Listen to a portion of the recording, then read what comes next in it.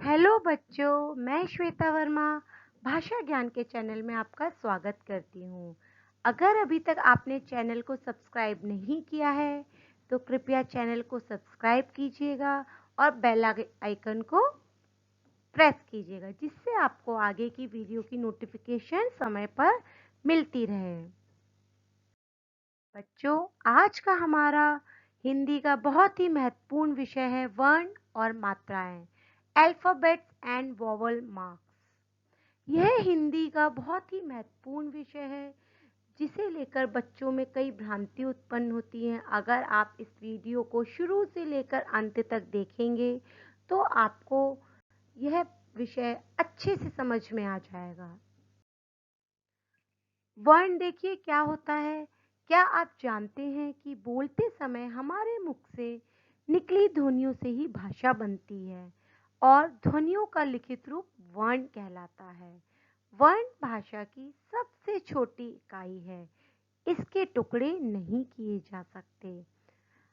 एक चित्र है, देखिए, इसमें चिड़िया बोल रही है ची ची। उपयुक्त चित्र में चिड़िया के मुख से च धन ई की ध्वनि का बोध हो रहा है। लिखित रूप में यही ध्वनियां तो वर्ण कहलाती हैं। उपयुक्त 3 वस्तुओं के चित्र देखिए और नाम पढ़िए। कमल, जहाज, पुस्तक। इन शब्दों के टुकड़े किए जा सकते हैं। जैसे कमल का देखिए, क धन अ धन म धन अ धन ल धन अ। जहाज का ज धन अ धन ह धन आ धन ज धन अ। पुस्तक प धन अ धन स धन त धन अ धन क धन अ। कमल, जहाज और पुस्तक के अब और अधिक टुकड़े नहीं किए जा सकते। इन्हीं को हम वर्ण कहते हैं। इन शब्दों के उच्चारण में जो ध्वनियां निकल रही हैं, उनके और अधिक खंड नहीं किए जा सकते। जिस ध्वनि का खंड नहीं किया जा सके, उसे ही वर्ण कहते हैं। वर्ण भाषा की सबसे छोटी इकाई है, इसलिए वह छोटी से छोटी ध्वनि जिसके खंड नहीं हो सकते, उसे वर्ण कहते हैं। निश्चित क्रम में लिखे गए व्यवस्थित समूह को वर्णमाला कहते हैं। वर्ण 2 प्रकार के होते हैं। वर्ण के 2 भेद होते हैं, जैसे स्वर और व्यंजन। स्वर देखिए क्या होते हैं। ये स्वतंत्र ध्वनियां होती हैं। इनका उच्चारण बिना किसी की सहायता के किया जाता है। हिंदी भाषा में स्वरों की संख्या 11 है। अ, आ, इ, ई, उ, ऊ, री, ए, आए, ओ, औ। सामान्यतः अंग और अह का प्रयोग भी स्वरों के साथ ही होता है, परंतु ये ना तो स्वर है, ना ही ये व्यंजन है। अंग को अनुस्वार और अह को विसर्ग कहते हैं। व्यंजन देखिए क्या होते हैं। जिन ध्वनियों के उच्चारण में स्वरों की सहायता ली जाती है, उन्हें ही व्यंजन कहते हैं। ये स्वरों पर आश्रित होते हैं। हिंदी भाषा में व्यंजनों की कुल संख्या 33 है। स्वर के बिना व्यंजन हल चिन्ह लगाकर लिखे जाते हैं। क, ख, ग, घ आदि सभी व्यंजनों में अस्वर लगा होता है। जैसे क धन अ जमा क। आप देखिए यहाँ पर क के नीचे हलंत लगा हुआ है। इसका मतलब है कि क आधा है, उसमें स्वर नहीं है। जब क के साथ अ स्वर जुड़ा है, तब वो पूरा क बना है, पूर्ण व्यंजन बना है। जब हम बिना स्वर के कोई व्यंजन लिखते हैं, तो उसके नीचे हम हल चिन्ह लगाते हैं, जिससे यह प्रतीत होता है कि वह व्यंजन अधूरा है। हिंदी वर्णमाला देखिए। क, ख, ग, घ, अंग, च, छ, ज, झ, इया, ट, ठ, ड, ढ, ण, त,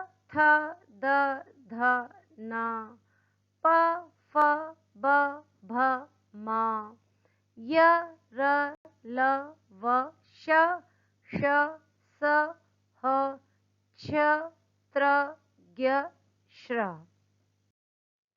अनुनासिक देखिए क्या होते हैं। स्वर के ऊपर लगा चंद्र बिंदु अनुनासिक कहलाता है, जैसे पांच, कांच, चांद आदि। अयोगवाह देखिए क्या होते हैं। अंग, अनुस्वार और अह विसर्ग अयोगवाह कहलाते हैं। ये ना तो स्वर होते हैं ना ही ये व्यंजन होते हैं। इन्हें स्वर के ठीक बाद में प्रयोग किया जाता है, जैसे अंगूर, पंखा, प्रातः, दुख आदि। ड़ और ढ़, इनका उच्चारण ड ढ से भिन्न होता है। इन वर्णों के नीचे बिंदु लगा होता है। इन वर्णों से कोई भी शब्द शुरू नहीं होता है। ये वर्ण शब्द के अंत में या मध्य में आते हैं, जैसे उड़ान, पेड़, पढ़ाई, चढ़ना आदि। आगत ध्वनियां देखिए क्या होता है। इसके अंतर्गत अ, ज तथा फ आते हैं। ये वर्ण विदेशी भाषाओं के शब्द हिंदी में आ जाने के कारण विकसित किए गए हैं। इसमें अ को आगत स्वर कहा जाता है। इसका प्रयोग अंग्रेजी शब्दों के साथ किया जाता है, जैसे कॉलेज, टॉफी, बॉल आदि। ज व फ को आगत व्यंजन कहते हैं। ज व फ व्यंजनों को उर्दू व अरबी के प्रभाव से हिंदी में ले लिया गया है, जैसे सजा, फीस, फकीर, जख्म, फकीर आदि। स्वरों की मात्राएं। जब स्वर को किसी व्यंजन के साथ मिलाकर लिखा जाता है तो उसे एक विशेष चिन्ह के रूप में दिखाते हैं। स्वरों के ये विशेष चिन्ह मात्राएं कहलाते हैं। व्यंजन के साथ स्वर न लगाकर उनकी मात्राएं लगाते हैं। व्यंजनों में ये चिन्ह कुछ वर्ण से पहले, कुछ वर्ण के बाद में, कुछ वर्ण के ऊपर, कुछ वर्ण के नीचे और कुछ वर्ण के बीच में लगते हैं। स्वरों का मूल रूप प्रयोग मूल रूप में भी होता है, जैसे अ से अनार, आ से आम, ई से इमली, ई से ईख, ऊ से उल्लू, ऊ से ऊन, री से ऋषि, ए से एड़ी, ऐ से ऐनक, ओ से ओखली, औ से औरत। यहाँ पर स्वरों का मूल रूप प्रयोग किया गया है। इसमें मात्रा नहीं है, उनका ये मूल रूप है। अब देखिए विशेष। अनुस्वार जिस वर्ण पर लगता है उसके बाद बोला जाता है और अनुनासिक का उच्चारण स्वर के साथ होता है। मूल रूप में व्यंजन हलंत के साथ लिखे जाते हैं, जैसे क, ख, ग आदि। आ स्वर की कोई मात्रा नहीं होती, बस व्यंजन का हलंत हट जाता है। स्वरों की मात्राएं देखिए। प्रत्येक स्वर का एक निश्चित चिन्ह होता है। इन चिन्हों को व्यंजन के साथ लगाया जाता है। इन्हें मात्रा चिन्ह कहते हैं, जिन्हें व्यंजनों में लगाकर शब्द बनाते हैं। ये देखिए स्वर, उनकी मात्राएं, उनके प्रयोग और शब्द। अ की कोई मात्रा नहीं होती, तो क धन अ, क से शब्द कमल और कर। आ की मात्रा क धन आ, का, काला, कपड़ा। इ क धन इ, की, किताब। ई क धन ई, की, कील, कीट। उ क धन उ, कु, कुदाल। ऊ क धन ऊ, कू, कूप, कूल। री क धन री, क्री, कृष्ण, कृपा। ए क धन ए, के, केला, केशव। ऐ क धन ऐ, कै, कैलाश। ओ क धन ओ, को, कोयल। औ क धन औ, कौ, कौआ। र में उ और ऊ की मात्रा देखिए। र एक ऐसा वर्ण है जिसमें र के नीचे छोटे ऊ और बड़े ऊ की मात्रा न लगकर र के पास में लगती है। जैसे देखिए, र में छोटे ऊ की मात्रा लगाई, रुपया। र में बड़ा ऊ, रू, रूम। दोनों में देखिए र के पास में छोटे ऊ और बड़े ऊ की मात्रा लगी हुई है। संयुक्त व्यंजन देखिए, दो अलग अलग व्यंजनों के मेल से बने व्यंजन को संयुक्त व्यंजन कहते हैं। संयुक्त व्यंजनों की संख्या 4 होती है। छ, त्र, ज्ञ, श्र। छ कैसे बना? क धन श धन अ, क्षमा, क्षत्रिय। इसमें क आधा है, उसके साथ कोई भी स्वर नहीं है। त्र देखिए, त धन र धन अ, पत्र, त्रिनेत्र। इसमें त आधा है, स्वर रहित है और र के साथ स्वर जुड़ा हुआ है। ज्ञ देखिए, ज धन य धन अ। इसमें ज स्वर रहित है और य स्वर सहित है, तो ज्ञ से शब्द ज्ञानी, ज्ञात। श्र, श धन र धन अ। श इसमें स्वर रहित है और र स्वर सहित है, तो शब्द बनेगा श्र से श्रमिक, श्रम। संयुक्ताक्षर देखिए, दो असमान व्यंजनों के मेल से बने व्यंजन को संयुक्ताक्षर कहते हैं, जिसमें पहला वर्ण स्वर रहित यानी बिना स्वर के और दूसरा व्यंजन स्वर सहित होता है।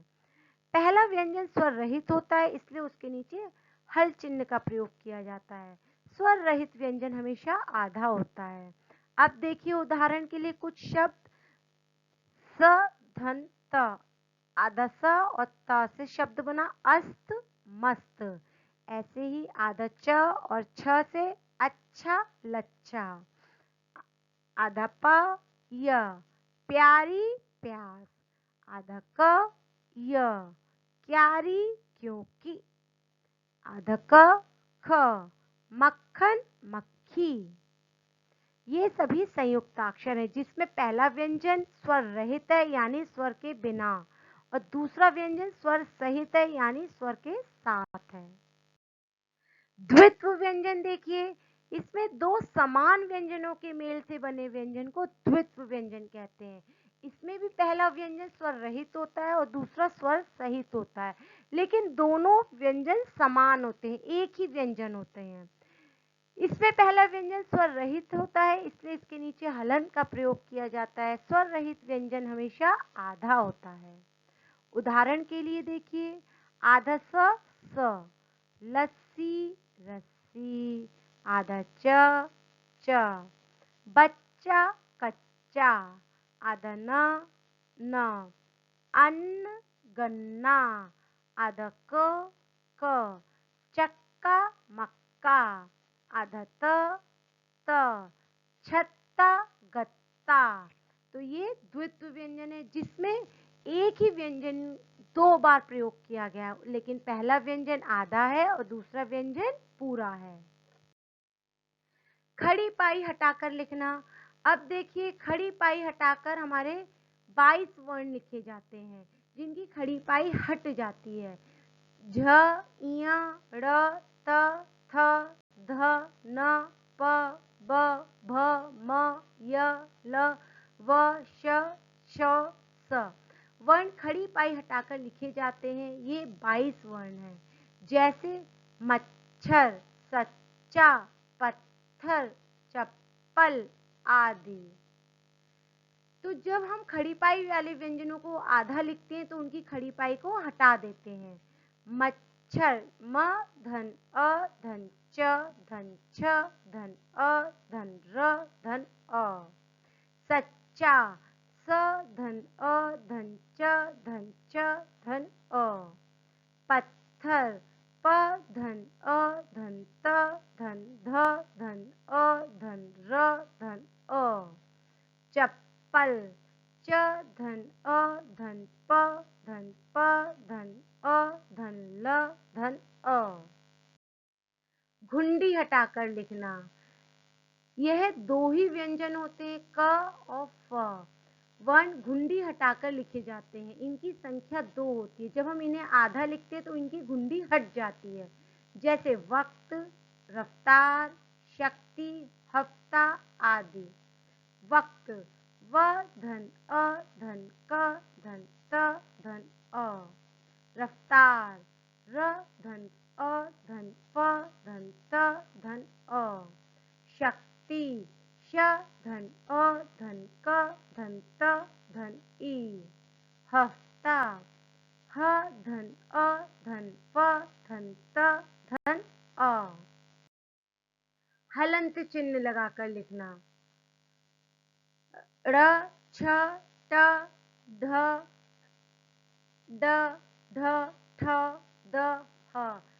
वर्ण हलंत चिन्ह लगाकर लिखे जाते हैं, क्योंकि ये नीचे से गोल हैं। ये गोल व्यंजन है, इसलिए इनको जब हम अधूरा दर्शाते हैं, आधा लिखना होता है, तो हम इनके नीचे हलंत का प्रयोग करते हैं, जिससे ये आधे प्रतीत होते हैं। इनकी संख्या 8 है। जैसे देखिए गड्ढा, गट्ठर आदि। ग धन अ धन ड धन ढ धन आ। तो इसमें देखिए ड के नीचे हलंत लगा हुआ है, वो आधा व्यंजन है। ग धन ठ धन ठ धन अ धन र धन आ। इसमें पहला वाला ठ स्वर रहित है, तो उसके नीचे हलंत का प्रयोग किया है। दूसरे वाले ठ भी वो स्वर सहित है, तो उसके साथ स्वर जुड़ा हुआ है। र व्यंजन के भिन्न रूप। र एक ऐसा व्यंजन है जिसका अन्य व्यंजनों के साथ मेल होने पर उसका रूप बदल जाता है। र अयुक्त व्यंजन र को पूरा लिखते हैं, जैसे रथ, भारत, दरवाजा, घर आदि। रेफ देखिए क्या होता है। जब र किसी अन्य व्यंजन या र के साथ मिलकर बोला जाता है, तब उसे हमेशा दूसरे वर्ण रेफ से लिखा जाता है। रेफ को हमेशा उस व्यंजन की शिरोरेखा के ऊपर लगाते हैं जिसके साथ मिलाकर बोला जाता है। ध धन र धन म, धर्म। म से पहले हमें र की ध्वनि सुनाई दे रही है, तो हम म के ऊपर रेफ लगाएंगे। क धन र धन म, कर्म। प धन र धन व, पर्व। प धन र धन व धन त, पर्वत। पदेन देखिए क्या होता है। यदि कोई व्यंजन अन्य व्यंजन र से मिल रहा है, तो उसे तीसरे वर्ण पदेन से लिखा जाता है। पद का अर्थ होता है पैर। यह खड़ी पाई वाले व्यंजनों के नीचे लगता है। खड़ी पाई वाले व्यंजन वर्ण प्लस र देखिए। क धन र धन म, क्रम। प धन र धन ड़, प्रण। गोलाकार व्यंजन ट और ढ के ट और ड व्यंजन वर्ण प्लस र। गोलाई वाले व्यंजन ट और ड के साथ पदेन इस रूप में लगता है, उल्टा वी के रूप में। ट प्लस र प्लस क, ट्रक। ड प्लस म, ड्रम। री की मात्रा वर्ण के नीचे लगती है। देखिए री। कृषक। क धन री धन श धन अ धन क धन अ। तो क के नीचे री की मात्रा लगी है। कृतघ्न। क धन री धन त धन अ धन घ धन न धन अ। कृपालु। क धन री धन प धन आ धन ल धन उ। मृग। म धन री धन ग धन अ, मृग। अब देखिए दोहराते हैं। मुख से निकलने वाली आवाज को ध्वनि कहते हैं। वर्ण भाषा की सबसे छोटी इकाई होती है। वर्णों का व्यवस्थित समूह वर्णमाला कहलाता है। वर्ण 2 प्रकार के होते हैं, स्वर व व्यंजन। स्वरों का उच्चारण स्वतंत्र रूप से होता है। व्यंजन स्वरों पर आश्रित होते हैं, उन्हें स्वरों की सहायता से बोला जाता है। अंग तथा अह अयोगवाह कहलाते हैं। व्यंजन के साथ लगने वाले स्वरों के चिन्ह मात्रा कहलाते हैं। दो व्यंजनों के मेल से बने व्यंजन को संयुक्त व्यंजन कहते हैं, जैसे छ, त्र, ज्ञ और श्र।